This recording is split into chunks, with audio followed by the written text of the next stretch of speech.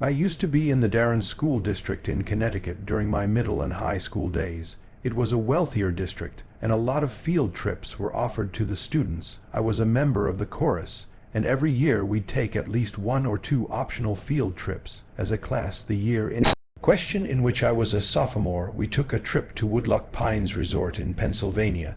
The bus ride there took a few hours. I was with my friend Landon.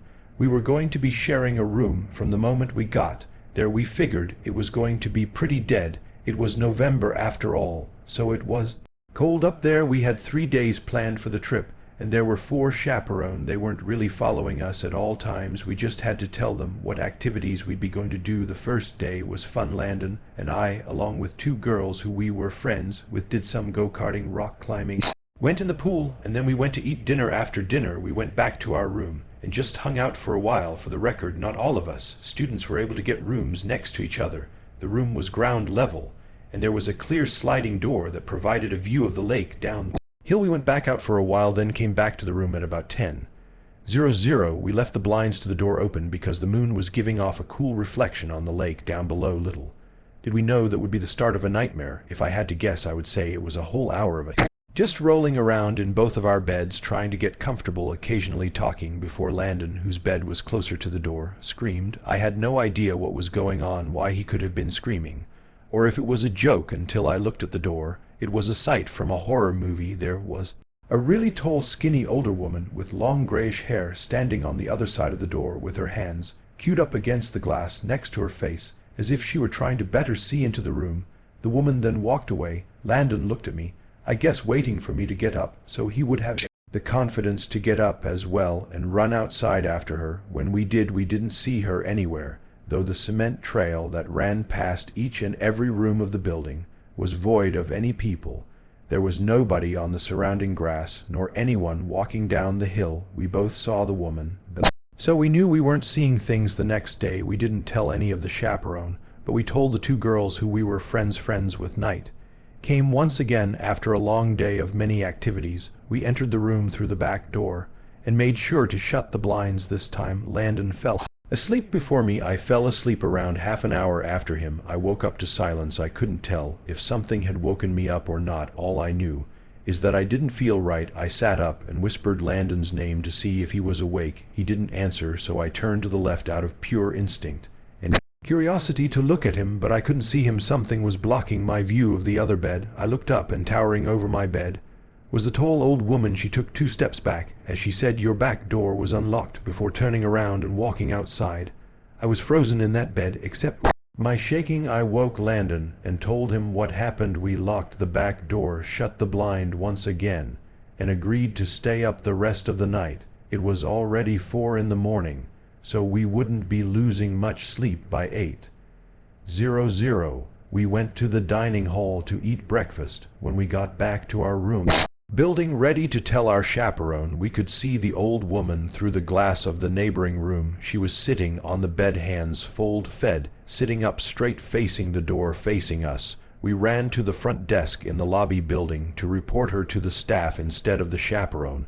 It was weird. None of them really knew what to do in the situation. Eventually, we persuaded them to come to the woman's room with us. There they found the woman sitting in the same position, along with an older man sitting on the other bed, looking up at them as they entered. Apparently, the woman had some kind of mental disorders, but the man wasn't all there either. There was something very off-putting about him, and they just weren't the kinds of people that you'd expect to see at a family-friendly resort. The staff wouldn't kick the 2 out like we hoped, though, so we told our chaperone. Long story short, after a lot of arguing between chaperone and staff, we had to end the trip early, and we all went home. Me and Landon were just happy to get out of there. When I was in the 4th grade, my class took a field trip to a rural zoo-type place about an hour away from our school. I remember vividly it was a cloudy day with the occasional raindrop or 2 falling. The zoo was kind of small, but it was kid-friendly. It had a decent amount of habitats, mostly smaller animals, though nothing exotic. There was also a big building as part of the zoo where taxidermied animals were put on display,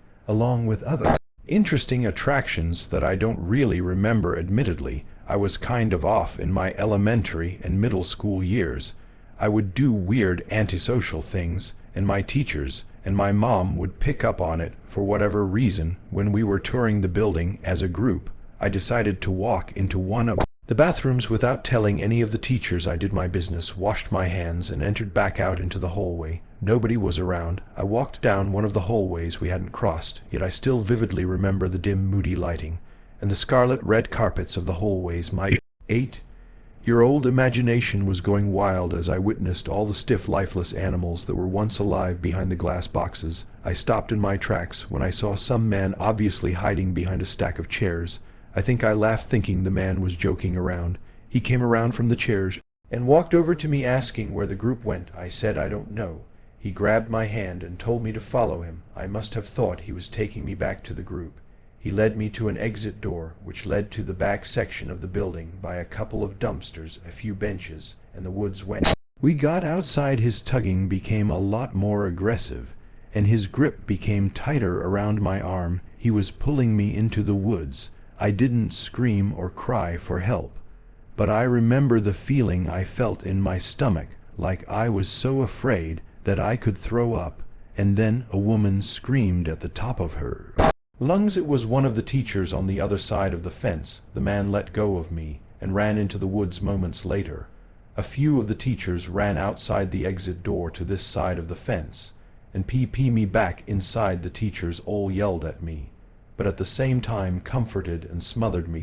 They called my parents, and the field trip was officially over. The owners of the attraction called the cops. We all got back on the buses, and we all went home as my bus was leaving the parking lot. However, my observant 88-year-old self spotted the man crouching down in the woods near the road, hiding behind a branch, watching the buses pass. Once again, for whatever bizarre reason, I kept quiet. I was probably too shy at the time, or just too shaken up to say anything. All the other kids looked at me weird. The rest of the ride home I didn't care, but I hope that man never found success in snatching an unsuspecting young child like myself. At the time, back in high school, I took a mysteries and mythology type class, or something like that. I don't remember the name of the class. It basically just had to do with real-life mysteries and creepy. I was into that kind of stuff. I was taking the class with a good friend who I'll call Ben for this story. The teacher of the class took us on a field trip to a nearby abandoned village with an unknown past. The village was built in the early 1900s, but seems as though it had been quickly abandoned shortly after it was built. The bus ride, there was about 20 minutes. All of us were glued to the bus windows as we pulled up some sketchy-looking decrepit road, cutting through dense forest. The road eventually led to a clearing. We were there. We stepped out onto the road, which had grass growing through the cracks. The grass surrounding was almost knee-high. Then there were the buildings, the tall, archaic brick buildings with a boarded-up window. All gave off such chilling vibes. The teacher lined all 20 of us up, counted heads, and then began leading the way. The point of this little field trip was to use the so-called skills we learned in class to see if we could put anything together about why the village may have been abandoned so long ago. Some of the buildings had holes in the walls to serve as entryways. There were even holes in the ground next to some of the buildings, seemingly dug to get into the basements of some of buildings, which seemed creepy. There was one building, though it stood taller than any of the others. It just intrigued me the most.